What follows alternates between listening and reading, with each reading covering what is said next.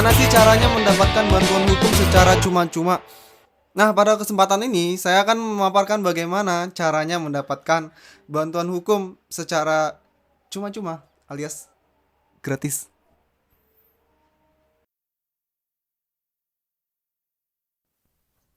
Sebelumnya saya pernah beberapa kali menjumpai masyarakat di tempat saya kebingungan harus kemana mencari bantuan hukum. Dan tidak jarang ada yang bertanya seperti ini. Saya tidak punya uang untuk membayar pengacara.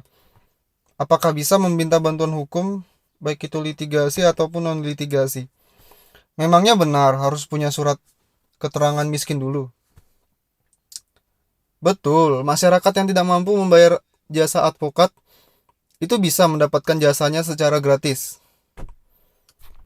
Ada dua cara untuk mendapatkan jasa advokat secara gratis. Pertama, meminta bantuan hukum ke lembaga bantuan hukum atau organisasi kemasyarakatan. Kedua, meminta bantuan hukum secara cuma-cuma kepada advokat. Sampai di sini perlu kita pahami terlebih dahulu perbedaannya.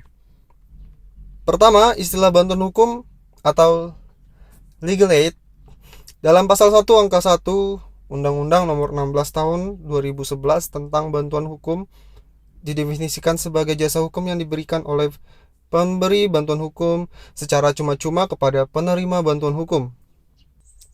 Sedangkan istilah bantuan hukum secara cuma-cuma adalah jasa hukum yang diberikan advokat tanpa menerima pembayaran honorarium, meliputi pemberian konsultasi hukum, menjalankan kuasa, mewakili, mendampingi, membela, dan melakukan tindakan hukum lainnya untuk kepentingan pencari keadilan yang tidak mampu, yang mengacu pada pasal 1 angka 3 Peraturan Pemerintah Nomor 83 Tahun 2008 tentang persyaratan dan tata cara pemberian bantuan hukum secara cuma-cuma sebagai aturan pelaksana dari Undang-Undang Nomor 18 Tahun 2003 tentang advokat. Untuk itu perlu dipahami dan dibedakan terlebih dahulu definisi tersebut. Menurut Luhut MP Pangaribuan, dalam artikel perbedaan pro bono dengan bantuan hukum merupakan derma atau kebijakan bidang kesejahteraan sosial dari pemerintah. Sementara pro bono berasal dari value system para advokat yang harus menjaga kehormatan profesinya itu. Adapun untuk memperoleh legal aid ini, pemohon harus memenuhi syarat-syarat. Yang pertama, mengajukan permohonan secara lisan atau tertulis yang berisi sekurang-kurangnya identitas pemohon dan uraian singkat mengenai pokok persoalan yang dimohonkan bantuan hukum. Nah, yang kedua, menyerahkan dokumen yang berkenaan dengan perkara. Dan yang ketiga, melampirkan surat keterangan miskin dari lurah, kepala desa, atau pejabat yang setingkat di tempat tinggal pemohon bantuan hukum. Jadi berdasarkan penjelasan tersebut,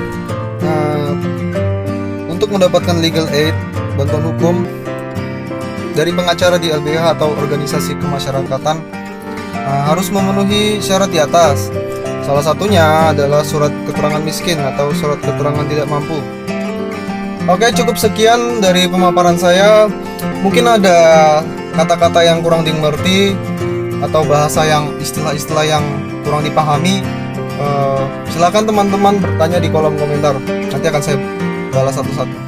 Terima kasih kepada teman-teman yang sudah menonton. Semoga video ini bermanfaat buat semua kalangan tanpa terkecuali.